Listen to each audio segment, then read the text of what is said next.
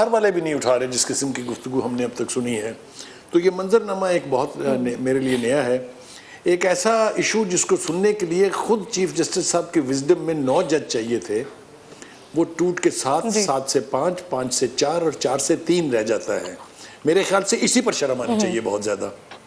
کس حیثیت میں وہ یہ فیصلہ کرنے کے اہل ہیں کہ جو چیز 9 ججوں کو سننی چاہیے تھی ان کے وزڈم میں، اس پر اب 3 فیصلہ کریں گے. تو یہ سب کچھ جو ہو رہا ہے یہ بھی کبھی عدالتوں کے اندر نہیں ہوا اور نہ ہی اس کو انڈورس کرنا چاہیے. دوسری بات یہ ہے کہ کچھ آوازیں جو باہر سے اٹھتی ہیں وہ سمجھ میں آ سکتی ہیں کہ بائسڈ ہیں، وکٹمز ہیں، ان کا اپنا کوئی گراؤز یا گریوانس ہے اس لیے اٹھ رہی ہیں. لیکن جو آوازیں ججز کے اندر سے اٹھتی ہیں ان کو غور سے سننا پڑے گا. ان کو آپ اٹھا کے پھینک نہیں سکتے ہیں.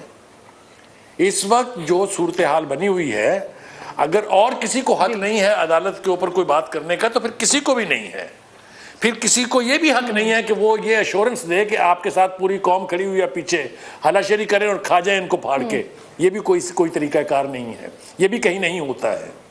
ایک تو یہ کہ ہم سب کو، چاہے وہ سیاستدان ہے، چاہے میڈیا ہے، چاہے سٹیک ہولڈرز ہیں، ہمیں چاہیے کہ ہم اپنی بھرپور کوشش کریں کہ عدلیہ کا احترام اور عزت باقی رہے. لیکن اگر ہم اس کی دھجیاں اپنی مرضی سے اپنے انٹرسٹ میں یعنی بکھیرتے رہیں گے تو نقصان ہوگا. میں ایک اور مثال دے دوں آپ کو. سپریم کورٹ کے اوپر حملے کی بات کی جاتی ہے. جو لوگ اس وقت وہاں تھے وہ وٹنس ہیں کہ باہر کراؤڈ ضرور جمع ہوا تھا، باہر نعرہ بازی بھی ہوئی تھی، لیکن یہ کہنا کہ ججز کے اوپر کوئی جا کے حملہ آور ہو گیا تھا یہ بالکل غلط بات ہے. ججز کورٹ روم سے اٹھ گئے تھے اس سے پہلے کہ کوئی شخص اس کوریڈور میں داخل ہوتا. لیکن جوڈیشل کمپلیکس میں کیا ہوا؟ کیا وہ عدالتوں کی روایت ہے؟ آپ مجھے بتائیے لاہور ہائی کورٹ میں کیا ہوا؟ نہیں، ہنسنے کی بات نہیں ہے، ہنسے مات. یہ رونے کا مقام ہے بخاری صاحب پر گاڈ سے. یہ ہنسنے کا نہیں ہے، یہ ہنس کے ہی تو آپ نے تباہی کی ہے. میں اس کے بعد جواب دوں گا. نہیں آپ کہہ کے مت مارے نا. اگر آپ مجھ کو سنجیدگی سے نہیں سن سکتے تو چپ رہے. بخاری صاحب یہ ایک بڑا ایشو ہے. عدالتوں سے انہی معزز عدالتوں سے فیصلہ آ جاتا ہے کسی کے خلاف تو پھر وہی پارٹی جو ہے نا وہ عدالتوں پہ چڑھ دوڑتی ہے. صاحب سر ٹائمنگ کے اوپر تو تنقید ہو سکتی ہے لیکن اس میں کیا اعتراض ہے سر؟ اگر 3 ججز فیصلہ کر رہے ہیں، ان کے فیصلے سے معاملات آگے بڑھتے ہیں، تو اس میں اسکت نوٹس کے معاملے میں تو سر پھر اس پہ کیا اعتراض ہے بخاری صاحب؟ کرن، سب سے پہلے تو ایشو یہ ہے کہ یہ جو جیل میں رائے نا چیف جسٹس کے خلاف اور سپریم کورٹ کے خلاف وہی سب سے زیادہ تقریریں کر رہے ہیں. جو کسی نہ کسی جرم میں رائے وہی سب سے زیادہ تقریریں کر رہے ہیں. ایک تو یہ مجھے بتائے 3 ممبر بینچ کے اوپر یہ تو شور مچا رہے ہیں. میں اپنے بھائی افنان سے اور اپنے بھائی سلیم بخاری صاحب سے میں یہ پوچھتا ہوں، جب قاسم سوری والا کیس ہے وہ بھی 3 ممبر بینچ تھا. ہم لوگوں نے تو چپ کر کے ایکسیپٹ کیا. ان لوگوں نے اس ٹائم پہ کیوں نہیں شور مچایا کہ اگر اتنے یہ اصولوں کے پابند ہے، سو کالڈ اصولوں کے، یہ کانفلکٹ آف انٹرسٹ تھا جو ان لوگوں نے ابھی یہ بل پاس کیا ہے، یہ ان کے دائرہ اختیار ہے ہی نہیں. یہ سپریم کورٹ کا ہے. وہ چاہے چیف جسٹس 3 ممبر بینچ بناتا ہے، سپریم کورٹ وہ سو موٹو لیتا ہے، چاہے جو کچھ مرضی کرتا ہے.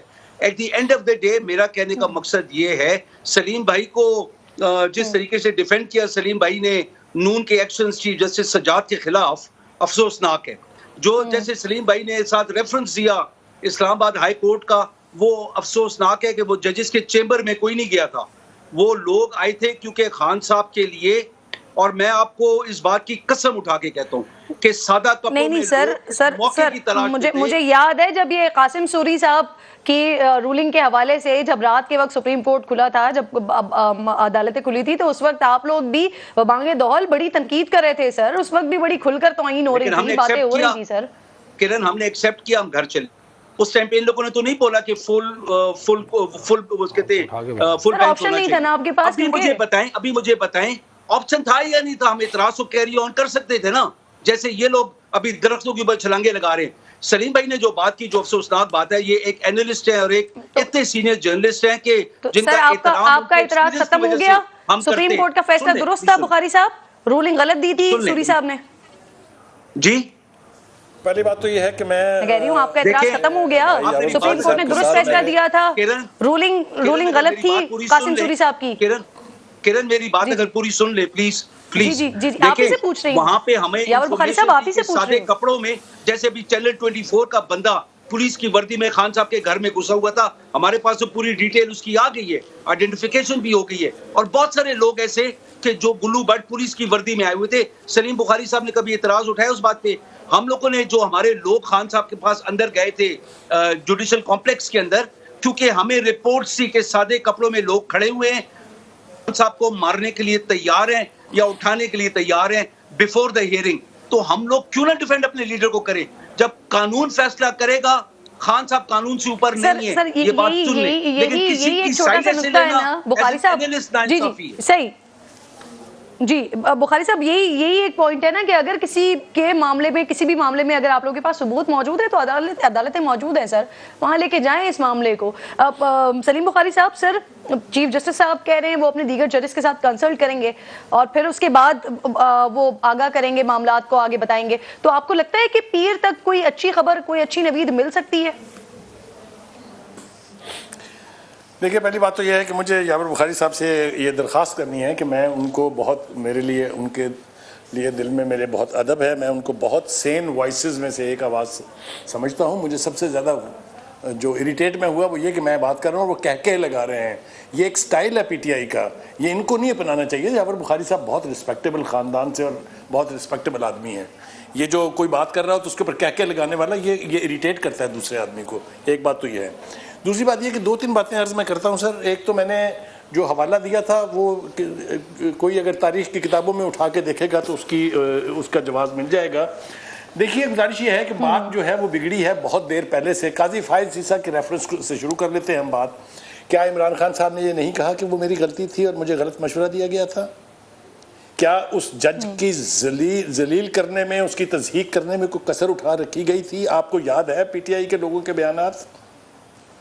تو ایک بات. دوسری بات یہ ہے کہ یہ جو امینڈمنٹ ہوئی ہے جس کے بارے میں یہ فرما رہے ہیں میرے بھائی یاور کہ ان کے پاس کوئی اختیار نہیں تھا, اپنے سب سے کریڈیبل لیڈر جن کا نام ہے Hamid Ali Khan, who is a jurist, who is a law experts, اس نے ویلکم کیا اس فیصلے کو اور کہا ہے کہ یہ تاخیر سے ہوا ہے, یہ بہت پہلے ہونا چاہیے تھا.